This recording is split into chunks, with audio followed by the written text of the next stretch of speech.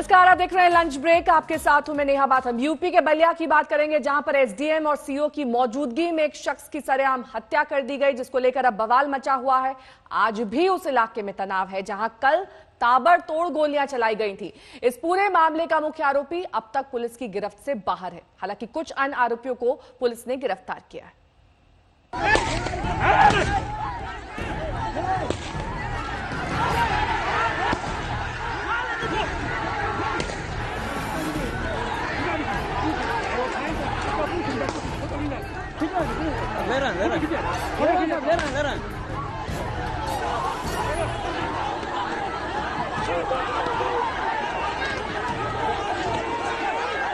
ताबड़तोड़ फायरिंग हुई।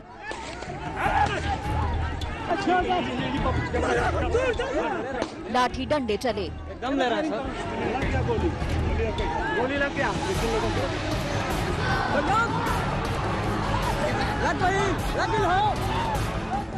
भगदड़ मची।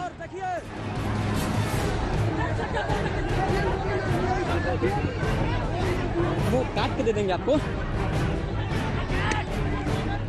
अफरा तफरी, चीख पुकार हो गया।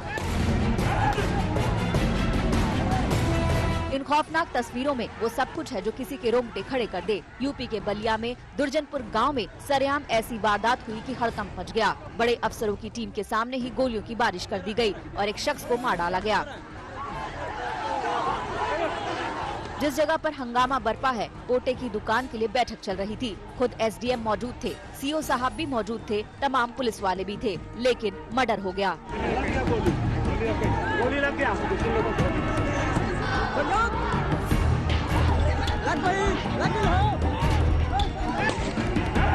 यहाँ कई थानों की पुलिस मौजूद थी। इन सब के बीच दबंगों ने फायरिंग शुरू कर दी।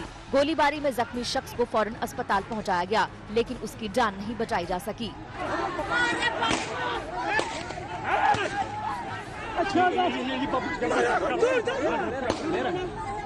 एकदम ले रहा है सर। लगातार इस पूरे मामले ने एक बड़ा सवाल खड़ा किया है कि प्रशासन की स्थानीय स्तर पर लापरवाही के चलते मामला इतना बड़ा, और उसके बाद अब डीएम से लेकर एसपी और तमाम महकमे को इस पर सफाई देनी पड़ रही है। और कहीं ना कहीं जनता और यहाँ गांव वाले भी उनकी बातों से पूरी तरह से वाकिफ नहीं नजर आते। गोली मारने वाले आरोपी का नाम धीरेन्द्र प्रताप सिंह है, जो बलिया के बीजेपी विधायक सुरेंद्र सिंह का करीबी है। कोटे को लेकर बैठक हुआ था, उसमें सब एसओ साहब सब मौजूद थे, गांव के पूरे जनता मौजूद थी। एसओ साहब से जो डब्ल्यूसी दबंग है उनसे बात विचार हुआ और उसी का सुनी हुआ, उसके चलते लेकर के हमारे पिताजी को निशान साज कर मार दिए गोली। कौन मारा? डब्ल्यूसी। क्या मारे? 20-25 राउंड मारे।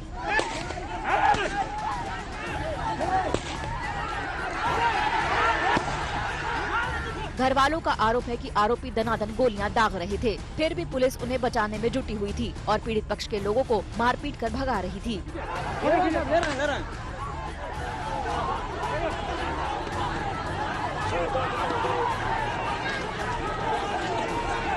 वो लोग पकड़े जरूर थे, किसी कारणवश वो जो है चले गए या उनको छुड़ा कर चले गए।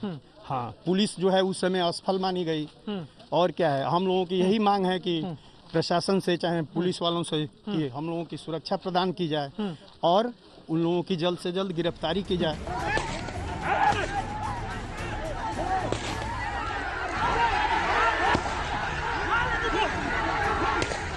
लेकिन गोलीबारी की गूंज जैसे ही लखनऊ पहुंची, पहला सरकारी एक्शन मौके पर मौजूद एसडीएम, सीओ और कुछ पुलिस वालों पर हुआ। फौरन सभी को निलंबित कर दिया गया। मुख्यमंत्री योगी आदित्यनाथ ने आदेश दिया कि आरोपी के खिलाफ सख्त कार्रवाई हो। इसके साथ ही पुलिस एक्शन में आ गई। महकमे के कई बड़े अधिकारी मौके पर पहुँच गए। मुख्य आरोपी धीरेन्द्र प्रताप सिंह के घर में पुलिस वालों ने तोड़फोड़ कर दी। बाइक तोड़ दी, कार के शीशे तोड़ दिए गए। आजमगढ़ जोन के डीआईजी गांव में कैंप करने पहुंचे। वहीं पुलिस की 10 से ज्यादा टीमों ने 8 आरोपियों की तलाश तेज कर दी है। गोली लग गया। गिरफ्तारी 7 लोगों की हो चुकी है। 8 नामजद हैं और 25 अज्ञात लोग हैं। और जो और बचे हैं उनके लिए एक एक आदमी पर 3-3 टीम गठित करके और कल रात से ही जहां भी संभावित है वहां दबिश दी जा रही है, तलाशी की जा रही है। जो भी उनके संबंधित हैं उनसे पूछताछ करके जो भी संभावित जगह है वो कराई जा रही है और ये प्रशासन इसको चुनौती के रूप में ले रहा है। लगातार बढ़ते दबाव के बीच पुलिस ने नामजद मुख्य आरोपी के भाई देवेंद्र सिंह और अन्य 4 आरोपियों को गिरफ्तार कर लिया है। बलिया से अनिल अकेला और अभिषेक मिश्रा के साथ आज तक ब्यूरो। बड़ा सवाल ये कि आखिर पुलिस के शिकंजे में आने के बाद भी गोलीबाज धीरेन्द्र सिंह वहां से कैसे भागा? कहीं उसे भगाया तो नहीं गया, ये भी आशंका है, क्योंकि आरोपी धीरेन्द्र सिंह उर्फ डब्बू को बीजेपी का करीबी माना जा रहा है। बैरिया के बीजेपी विधायक सुरेंद्र सिंह से इनके संबंधों से भी इनकार नहीं किया जा सकता, फिर भी आरोपी अब तक फरार है।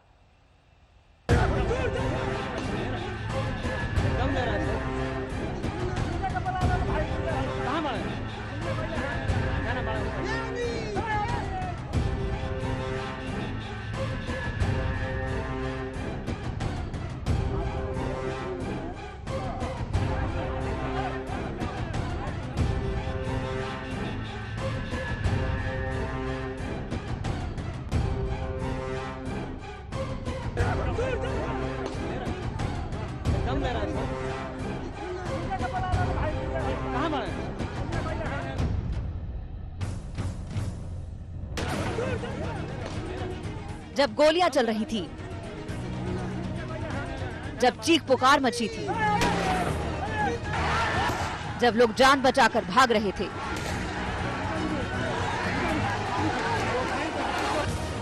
ठीक उसी वक्त पुलिस एक शख्स के पीछे भाग रही थी। देखते ही देखते पुलिस वाले लाल शर्ट वाले शख्स को घेर लेते हैं, उसे धर दबोचते हैं। पुलिस के घेरे में मौजूद इस शख्स को देखिए, यही है बलिया गोलीकांड का मुख्य आरोपी। यही वो शख्स है जिसने गोलियों से बलिया को दहलाया। यही वो शख्स है जिसने आला अधिकारियों के सामने फायरिंग की। यही वो शख्स है जिसने न पुलिस की परवाह की, न कानून को सम्मान दिखाया। जैसे ही एक शख्स को गोली लगी, पुलिस वाले भागते हुए लाल रंग की टी शर्ट वाले शख्स की ओर बढ़ी।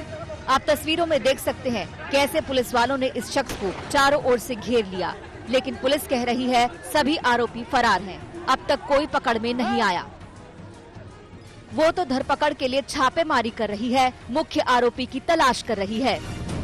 गिरफ्तारी के लिए उन लोगों ने कहा हुआ है, जिसमें हम लोग कल से ही लगे हुए हैं और कुछ अपराधियों को हम लोगों ने गिरफ्तारी भी कर ली है और उसमें अभी भी टीमें लगी हुई हैं। अति शीघ्र सभी लोगों की गिरफ्तारी कर ली जाएगी। सवाल ये आ रहा है कि फोटो में जब वो आइडेंटिफाई हो गए वीडियो में, उसके बावजूद वो फरार वहाँ कैसे हो गए? इसको लेकर के क्यों लगातार सवाल उठ रहे हैं? इसको लेकर के जो सवाल उठ रहे हैं उसके संबंध में जो लोग यहाँ थे उनके विरुद्ध कार्रवाई कर दी गई।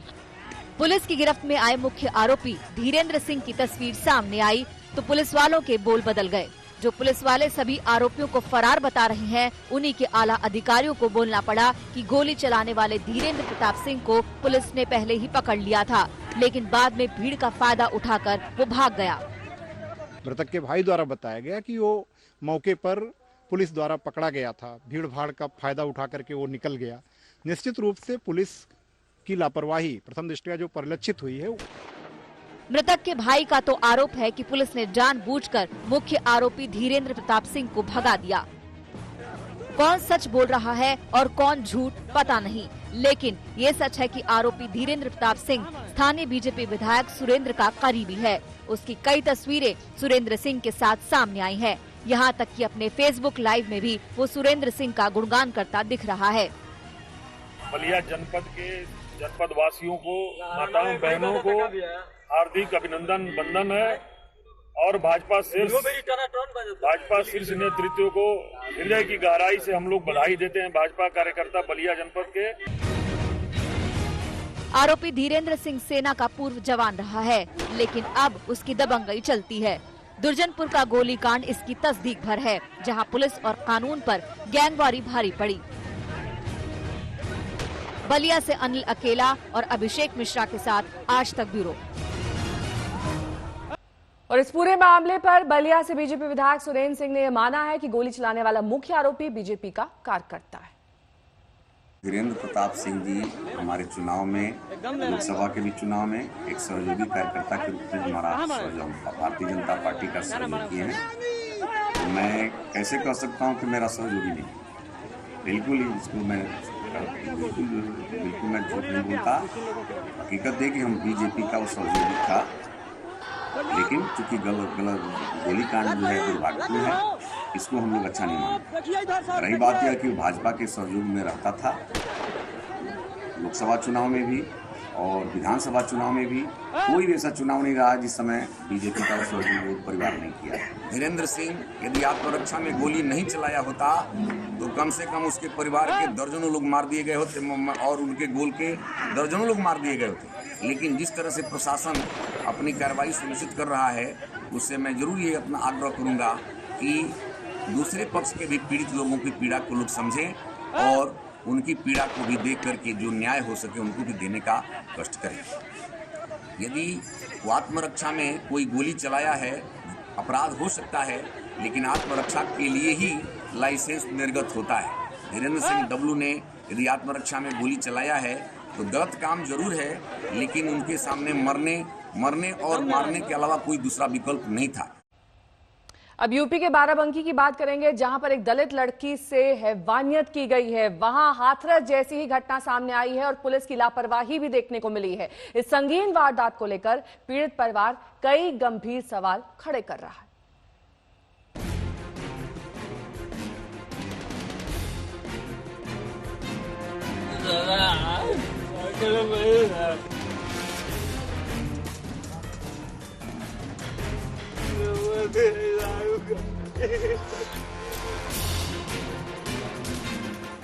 हाथरस के पीड़ित परिवार को अभी इंसाफ मिला भी नहीं था कि बाराबंकी में हुई वारदात ने फिर से पुलिस प्रशासन के रवैये पर सवाल खड़े कर दिए हैं।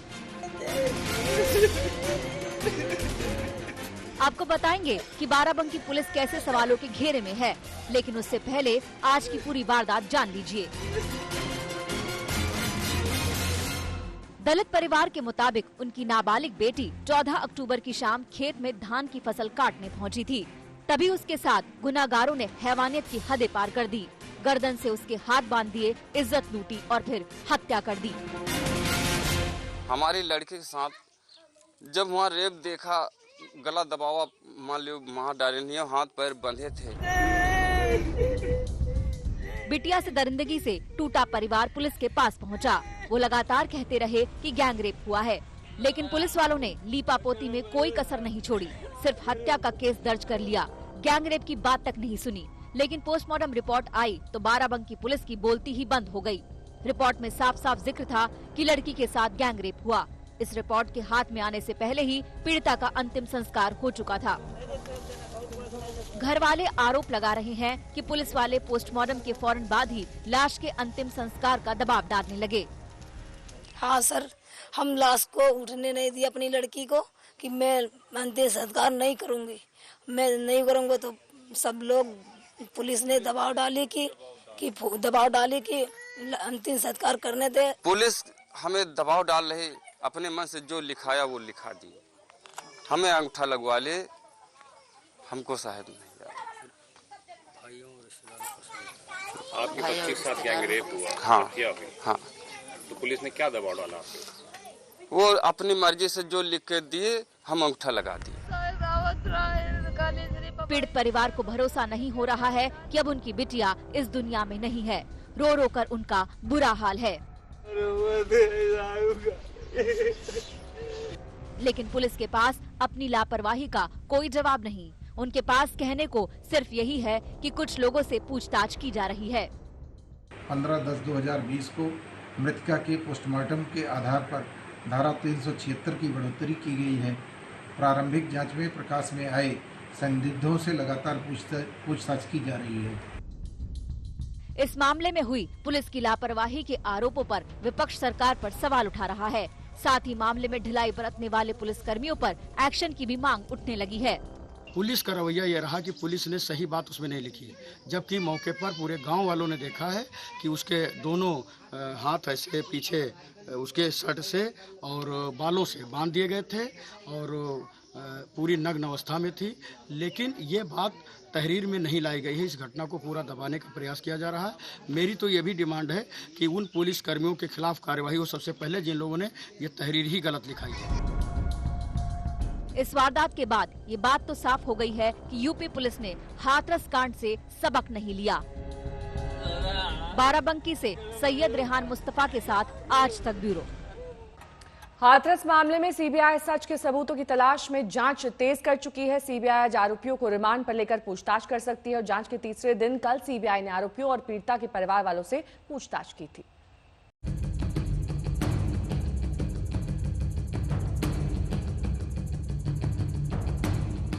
पीड़ित परिवार से पूछताछ पूरी। आरोपियों के परिवार से भी सवाल जवाब। और अब बारी है गिरफ्तार आरोपियों से सच जानने की। हाथरस केस की जांच में जुटी सीबीआई अब सभी 4 आरोपियों का रिमांड मांगने की तैयारी में है। आरोपी पक्ष और पीड़ित परिवार से पूछताछ के बाद जांच एजेंसी का फोकस आरोपियों पर है। मुख्य आरोपी संदीप पहले ही जेल से चिट्ठी लिख चुका है। हाथरस एसपी को लिखी चिट्ठी में संदीप, रामू, लवकुश और रवि ने खुद को बेकसूर बताया था। संदीप ने यह भी कहा था कि पीड़िता से उसकी जान पहचान थी। आरोपियों के घरवाले भी लगातार इस बात का दावा करते रहे हैं कि उनके बेटे बेकसूर हैं। ऐसे में जांच एजेंसी जानना चाहती है कि आखिरकार आरोपियों की चिट्ठी और उनके दावों में कितना दम है। 14 सितंबर को आखिरकार हुआ क्या था, लिहाजा आरोपियों से पूछताछ बेहद जरूरी है। गुरुवार को सीबीआई की टीम बुलगड़ी गांव पहुंची। तभी 4 आरोपियों के घर वालों से पूछताछ भी हुई। उनके बयान दर्ज किए गए। 3 घंटे तक सीबीआई की टीम बुलगड़ी गांव में ही डेरा डाले रही। सीबीआई ने पीड़ित परिवार और आरोपी पक्ष के बयान दर्ज कर लिए हैं। अब बारी है आरोपियों की। सीबीआई अब आरोपियों से पूछताछ कर सकती है। पीड़ित परिवार ने क्राइम सीन क्लियर कर दिया है सीबीआई के सामने, जिस तरह के बयान दिए हैं। उसके बाद पीड़ित के परिवार है उनसे, आरोपियों के परिवार है उनसे अभी पूछताछ की जा रही है। अब जो अगला कदम है, देखिए सीबीआई की एक टीम, 2 टीमें यहाँ पर आज फिर सुबह आई हैं गाजियाबाद से। ये देखिए 2 गाड़ियां यहाँ पर खड़ी हैं और ये टीम अब जाएगी अलीगढ़ की तरफ, अलीगढ़ के अस्पताल पे जाएगी। और साथ ही साथ जो हमें जानकारी मिल रही है कि अदालत में बाकायदा प्रोडक्शन वारंट के लिए अर्जी भी दाखिल करेगी और जो आरोपी जेल में बंद है उनको लाया जाएगा और सीबीआई किसी अस्थायी दफ्तर में और यहाँ पर पूछताछ होगी। सीबीआई की टीम उस अस्पताल भी गई थी जहां पीड़िता को सबसे पहले भर्ती कराया गया था, लेकिन यहां से सीबीआई को सीसीटीवी फुटेज नहीं मिले क्योंकि अस्पताल में हफ्ते भर से ज्यादा पुरानी फुटेज मौजूद नहीं है। अच्छा, सीबीआई की जब टीम आई थी तो क्या जानना चाह रही थी? उसका बैकअप जानना चाह रहे थे वो, उसका कैमरे का बैकअप कितना है। तो हमें सीओ साहब के पास भेज दिया था, उन्होंने बताया वो क्या है। अच्छा, आमतौर पर कितना रहता है इसका पैसा? ये तो उन्हीं के पास रहता है ऑफिस में। सीबीआई के एक्शन के बीच सुप्रीम कोर्ट में कल मामले की सुनवाई हुई। इस दौरान सीजेआई ने कहा, हमने आरोपी पक्ष, सरकार के पक्ष और पीड़ित के पक्ष को सुन लिया है। हम अब पूरे संसार की राय नहीं लेंगे। इस मामले में किसी नए याचिकाकर्ता को हम नहीं सुनेंगे। नए याचिकाकर्ता सीधे इलाहाबाद हाई कोर्ट जा सकते हैं। सुप्रीम कोर्ट ने अपना फैसला सुरक्षित रख लिया है। अब अदालत ये तय करेगा कि सीबीआई जांच सुप्रीम कोर्ट की निगरानी में हो या हाई कोर्ट की निगरानी में। साथ ही केस को दिल्ली ट्रांसफर करने पर भी फैसला लिया जाएगा। दिल्ली से संजय शर्मा, हाथरस से जितेंद्र बहादुर सिंह और अरविंद ओझा के साथ आज तक ब्यूरो। पहली बार हाथरस का वो चश्मदीद सामने आया है जिसका दावा ये था कि वारदात के बाद क्राइम सीन पर सबसे पहले वही पहुंचा था। आज तक संवाददाता अरविंद ओझा ने उससे खास बातचीत की। आप उस दिन क्या कर रहे थे और कितने बजे का वक्त था जब आप वहां पर पहुंचे और कैसे पहुंचे थे? मैं अपने खेत में न्याय काट रहा था। 8:30-9 का टाइम था। मैं चीखने चिल्लाने की आवाज़ सुनी। जब वहाँ पर मैं पहुँचा, किसकी चीखने की आवाज़? लड़की की। जब वहाँ पर मैं पहुँचा तो उसकी माँ, उसका भाई खड़ा हुआ था वहाँ पर। जब मैं वहाँ पर से पहुँच गया था, जब वो खड़े हुए थे दोनों, उसके बाद उसका भाई वहाँ से चुप। तो जब कौन कौन खड़ा था और लड़की कहाँ पर थी? लड़की लेटी हुई थी, उसका भाई खड़ा हुआ था, उसकी माँ भी खड़ी हुई थी। अच्छा। हाँ, उसके बाद वहाँ से मैं लौटा, मतलब उसकी माँ को मैं लेवाने गया, वहाँ से बुला के लाया। जब मैं वहाँ जगह पहुँचा द्वारा, तो उसकी माँ ने कहा कि बेटे हमारे घर से हमारे बेटे बुला लाओ। किस बेटे को बुला लो? बड़े वाले लड़के को। बड़ा वाला तो वहाँ पर खड़ा था ना पहले से? हाँ, वहाँ से वो निकल आया ना, लेवाने गया, वहाँ से वो निकल आया जब तक उसका भाई बड़ा। मुझे सबसे पहले ये बताइए कि आप खेत में थे और चीखने चिल्लाने की आवाज़ आ रही थी? यस, जब अपने खेत में था, चीखने चिल्लाने की आवाज़ सुनी जब वहाँ पर मैं पहुँचा।